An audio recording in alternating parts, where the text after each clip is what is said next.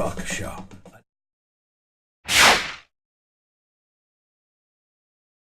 That's the bane of Hawaii politics today. Shirt and slippers. I got two shoots. The Answer. Okay, so kick it into gear. It's campaign time. You know, people in our business at this time, we just think that every single person in Hawaii must be listening to us because we got important stuff to talk about. But, you know, not enough of us register to vote, and then other groups that register to vote, not many vote. So if we got like 11 people out there making decisions for 1.5 million, doesn't seem right, does it? So we try to change that apple cart around and welcome into our studio people that are serious about running for office, knowing what it takes and how thick your skin has to be and how many pairs of shoes you have. Veteran in that area is Clayton Hee, and some of you may have been surprised. He threw his papali in the ring for the office of governor, and I thought, hey, you know what? I can't wait to talk to him and everybody else. But this morning, it's he time. Good morning, my friend. How you doing? Hi, Mike. You know, I'm sure that everybody asked you, hey, Clayton, you did your service. You did a lot of things. What in the world made you decide, that's it, I've had it, I'm going to do something about this? Well, you're right about that, Mike. I was quite happily doing what I was doing at our 2-acre homestead, farming and raising livestock. But really what really got to me was a special session of 2017 when the legislature decided to extend the rail tax. And what really got me boiling was then the legislature imposed a 1% tourist tax on neighbor islanders to pay for rail. Do know that there's no way to really put your thumb on it. Everybody's talking about this being corrupt and that being corrupt, and it's a one-party or two-party system. Obviously, you're running in the primary as a Democrat. What would make you be able to work with, if you become the governor and the country goes the way it's going, and most of the governors in the country are Republican, and more than half of them anyway, a lot big more than half, is how would you work across the table? Because there's got to be opportunities for that. Well, you try to do the best you can, but, you know, ultimately you represent the state first. Mm-hmm. So the state's interest, in my opinion, always comes first. I think you work the best you can with across the aisle. It's a little different in Hawaii. I mean, in the Senate, for example, there is no aisle. Yeah. But I but I've even talked to card-carrying, tried and true Democrat senators that are not always happy with the fact that there is no, real debate in there. In other words, the old boy network of the Democrat Party is going to do, because they have no opposition in the party or out of the party. Well, I was real privileged in 1985 to 1988 during my first term as a member of the Senate. There were Republicans like Buddy Suarez, Mary George, Richard Henderson, really good guys, and gals, by the way, and women, right? But really good people, and we spent a lot of nights together, exchanging ideas. It's unfortunate that there weren't more, so that they had a bigger impact on their voice in the Senate. But the Republican Party has evolved lately, and the evolution has not been good for their numbers. So let's face it. Incidentally, that being said, at the time you were in the legislature, I think the ratio in the in the House was even more two-party. I mean, it was at one point in time, but this happened ever since statehood, right? At statehood, we voted the most of anybody, and now we vote the least of anybody. Right. So, are you as shocked as I am about people just? Where are they on voting day? They're certainly not at the polls. That's a good question, but I suppose some would say that government is not responding to them. So why should they respond to government? I suppose that's part of their reasoning. But and I think that's why you need somebody who will change the paradigm of thinking, that will bring in new ideas, that's not beholden to special interests. And for me, it's worth the effort. Are you surprised, since you were last in office, to find out what a bucket of money it takes to run a serious campaign? I am and I'm not. I mean, I always knew how much money it would take, but I also think that people are fed up with government, and I believe that if people are fed up enough, that they'll go out of their way to try to change government. At least that's what I hope. Okay, so that's something we're going to talk about. One of the other things we're going to talk about again is the constant and ongoing misunderstanding between state and county, and also the difference between country and city. There are huge, huge differences, and we're going to address that with candidate Clayton Hee. If you'd like to join the conversation, you dial 1-833-296-TALK. That's 1-833-296-8255, or the Mike Buck Show at gmail.com. That's what, in many respects, makes running for office a level playing field. But I was asking Clayton Hee, former state senator Clayton Hee, this just a bit ago, and OA officer. It still is a game of numbers, and it still takes, whether you're running for state house or state senate or the mayor or the governor, it takes a lot of funding, and you need the people that believe in you. What are the alternative things that a candidate can do that can't raise the same amount of money as, say, the front runners? Well, you can go through the participation process through the Campaign Spending Commission, and I did that several elections ago, but it is a very daunting and difficult task. With me, my wife and I, we set aside money. We took out some money, and we're going to try and to a large degree self-fund, and I'm relying on friends and supporters from the past. Okay, we're going to talk about that a little bit. We're also going to talk about some other things. We got people getting on the phone. We'll get to you in just a moment. But first, a very important thing that somebody emailed, and once again, I'm paraphrasing. This is from Donna, and Donna wanted to know initially that you're a farmer, and the governor has been trying to put a mandate out that we're going to be independent, food independent as a state. I asked you that off the air, and your eyes rolled. I mean, because the reality of it, farming a little bit, right? What's it going to take for us to feed ourselves? Can we do it? I know the governor will probably be offended, but when the state budget is for the Department of Agriculture is 1%, how can he be serious? Yeah. I mean, seriously, how can you be serious? Do we have? You're a farmer and a rancher. Do we have enough land? Is there land that we can grow things on? There's enough land. We have the wrong policy. For example, I was the only elected official, the only one who opposed the 12,500 unit development called Ho'opili and the 5,000 unit development called Koa Ridge a few years ago. And the reason is because it displaced active, productive farming that was actually feeding us. The irony is when gubernatorial candidate Ige was running against Abercrombie, he also opposed the projects. But when he got elected, he supports the projects, and in fact gave a speech at the Koa Ridge opening. You think about it, Mike. There will be 17,500 units by those two projects. Now you figure 2 cars per unit. That's 34,000 cars. You know what's even worse? Let me tell you what I get every morning from people. I drive in with the sun in my face. That's right. I get my face fried coming into work. I drive home, sun in my face. Right. And do I want to get? Sometimes I just want to move. Right. Exactly. Well, where are you going to move to? Yeah. Let's go to the phones real quick before our break here. I got Thomas in Honolulu. This is interesting. We've heard this chatter off and on for a long time. I want to talk to Clayton Hee about a racetrack. Hey, Thomas, welcome to the program. Or activity in Hawaii. Oh, I think there should be a racetrack. People got to do it on the street, right? Definitely, there should be a racetrack, and I think there's land available.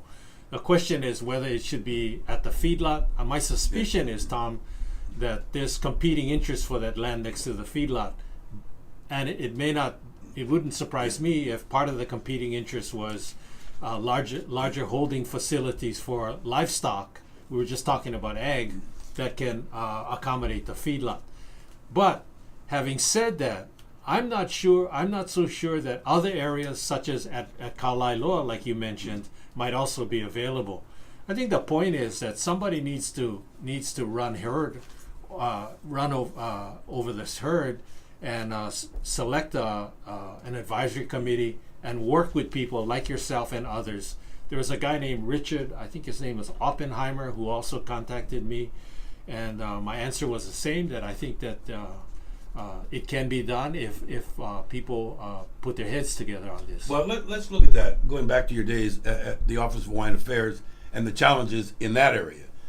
There are plenty of people that say, you know what, these farmers, some of these guys are pretty doggone resilient. And right now, some of them are growing some really great products. We got coffee in Hawaii, no other state, right?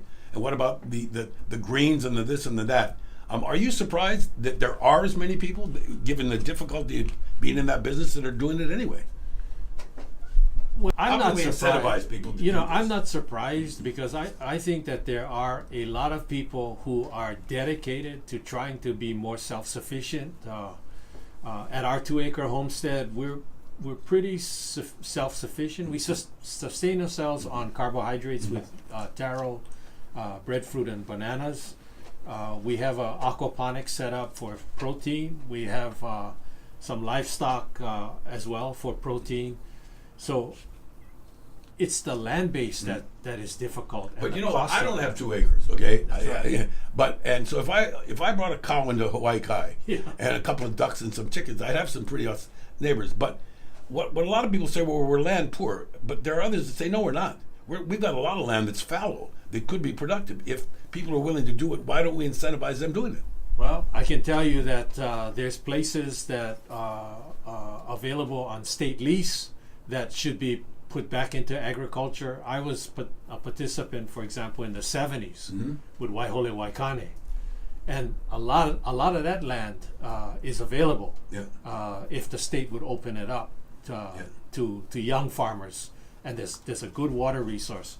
Another area is Kahana. Kahana should be looked at as a place that farming can once again occur. You know, there's a lot of people that don't understand a few things, just the geography of it.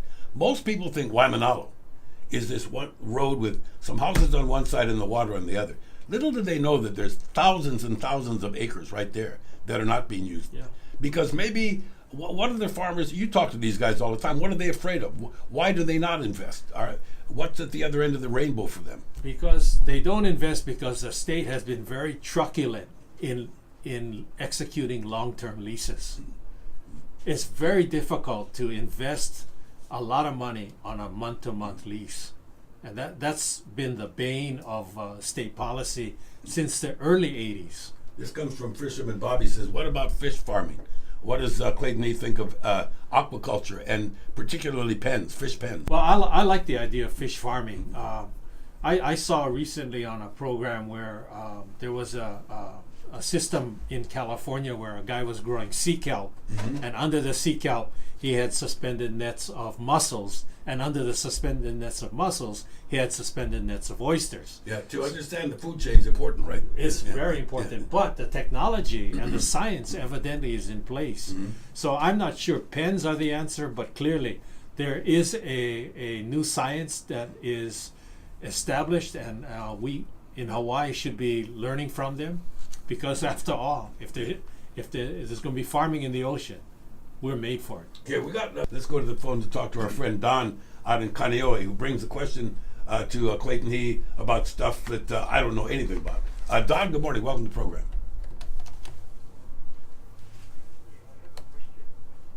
The way to go with handy vans is to go with ride-hailing services.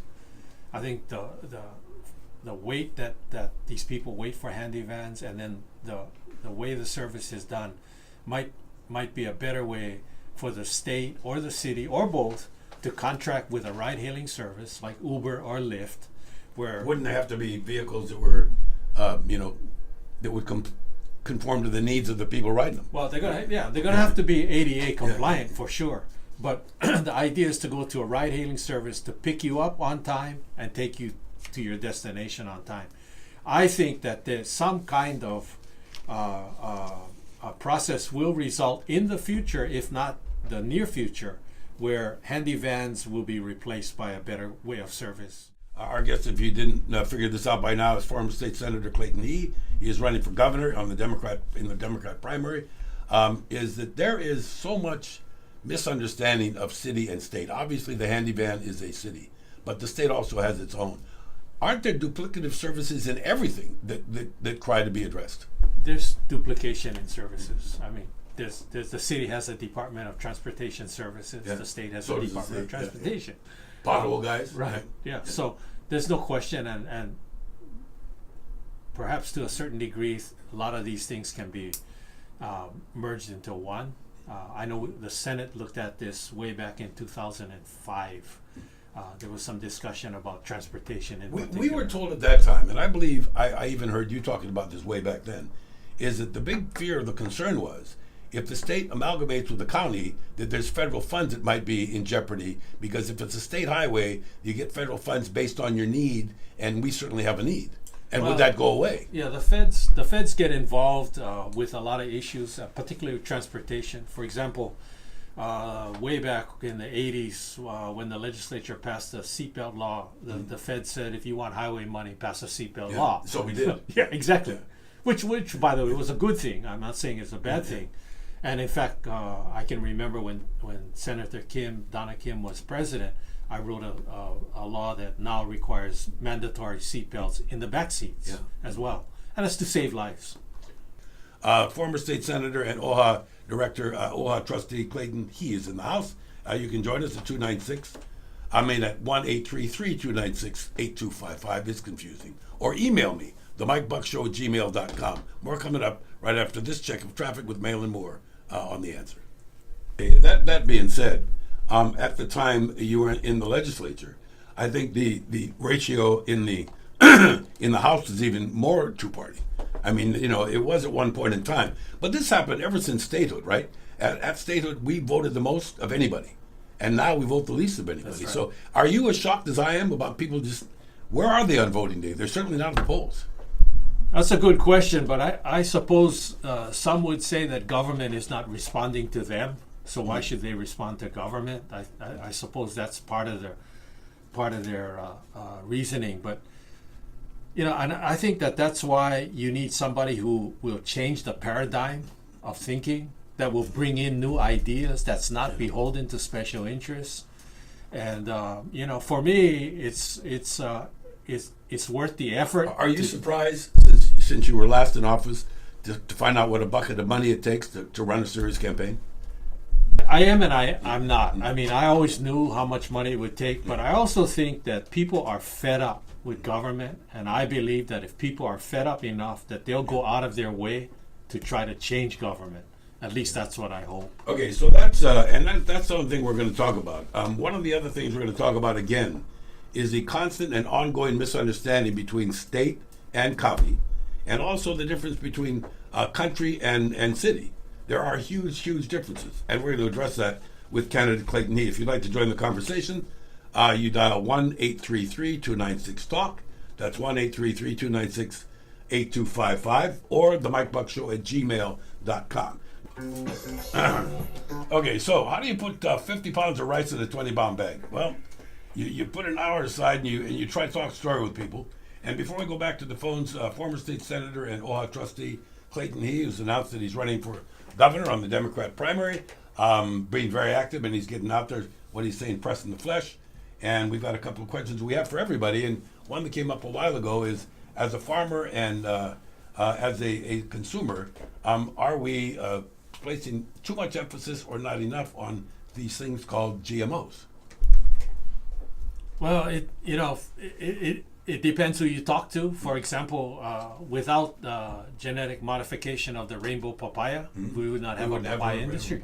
Right. Yes. And there you go, Clayton Hee. Go check them out. When we come back, we're going to talk a story about that lawyer on that kid in that shooting in Texas. What a mess that is. It's 8 o'clock away. Happy Monday morning. Good job. Thanks. Okay, we got to get our obligatory picture for the Rose calendar over here with this. Yeah, can I get a shot of it? Yeah.